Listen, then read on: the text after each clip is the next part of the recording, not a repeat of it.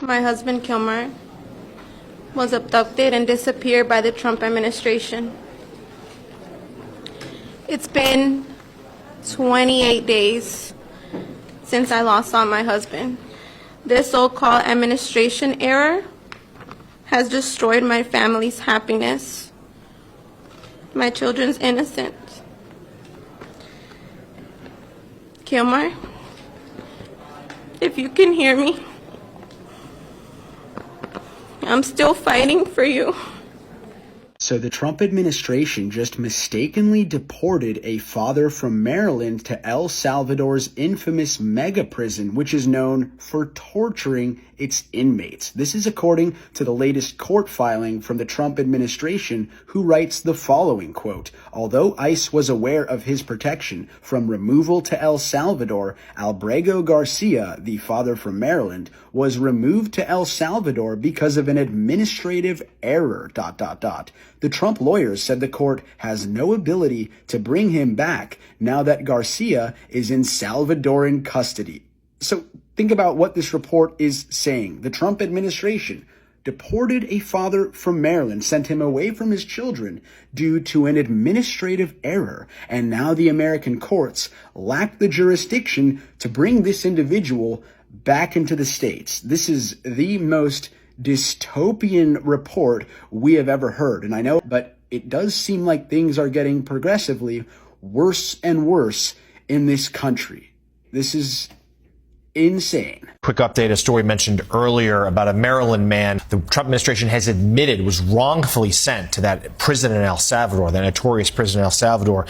J.D. Vance, the vice president, who thinks his job largely is just to post on X, was doing so about this case earlier. He got the facts on the case wrong as he was going back and forth with people on Twitter. So the man's lawyer has now responded and says, first of all, that his client was arrested by ICE with the man's 5-year-old autistic child in the back seat of the car. They then waited with him until the man's wife came home and took custody of the child. That man's wife has now recognized him from footage in that prison in El Salvador, confirming that he is there, mistakenly there. And let's recall that years ago, Joe, a judge had said he should not be sent back to his native El Salvador because of threats against his life. The latest example of a person who has been taken up without due process, all of them from the country. Yeah, I mean, there's a couple of issues here. The entire flight, 261 people and others, 9 more, I think, in the past 24 hours. There are judges who have tried to turn the flight around. They have said this does not work. You've got to come back. And there's no outcome so far for all of these people who did not get due process. And of course, again, at the same time, it can be true. You can agree that people who have committed crimes and who are members of these gangs should not be in this country. Right. And what's striking about this is the Trump administration has admitted this man should not have been sent there, but claims they can't get him back. Okay, and we think likely they can, right? We certainly, there's no reason why they wouldn't. Got a very good relationship with the president of El Salvador. Trump tweets about it all the time. You'd think a phone call could resolve this. They haven't done it yet. So the Trump administration is admitting that they accidentally deported a migrant to one of the hardest prisons in El Salvador because of an administrative error. And even though they acknowledge that it was a mistake, they refuse to bring him back because he is outside of the U.S. jurisdiction. They sent him there. They are paying El Salvador to keep him there. I'm sure if they stop paying, El Salvador will let him go. The man who was sent to El Salvador was Kilmer Albrego Garcia. He came to the U.S. in 2011, and in 2019, he got an order from the court to prevent him from being deported back to his home country. And he has no criminal record in the U.S. or in El Salvador, where he's from. But that didn't stop J.D. Vance from lying about the man, calling him an MS-13 gang member. And this flimsy allegation that Garcia is a gang member comes from a time that he and 3 other men were detained in a Home Depot parking lot. And that's where one of the men claimed with no proof that Garcia was a gang member, and police said they did not believe the man when he said that Garcia was a gang member. I keep saying this, but this should concern everyone. The U.S. government admits that it sent someone to the hardest prison in El Salvador because of an error. And even though they did that, they refuse to bring him back. This is easy for you to say, this is nowhere near me, but this can happen to any of us. Now, his wife is suing the government to ensure that he is returned to the U.S. and for the government to stop paying El Salvador to keep him in prison. As I mentioned, there is a father who was deported who is a legal immigrant into the United States.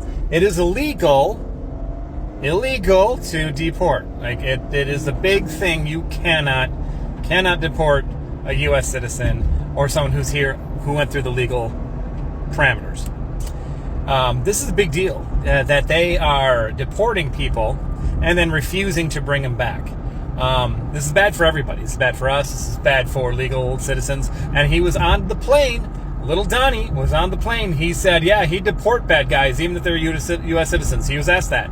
He did say he would deport U.S. citizens if he could, if they were criminals in his mind. So this is where they're at. They have now deported a legal person from the United States. They have done it. So this is worrisome.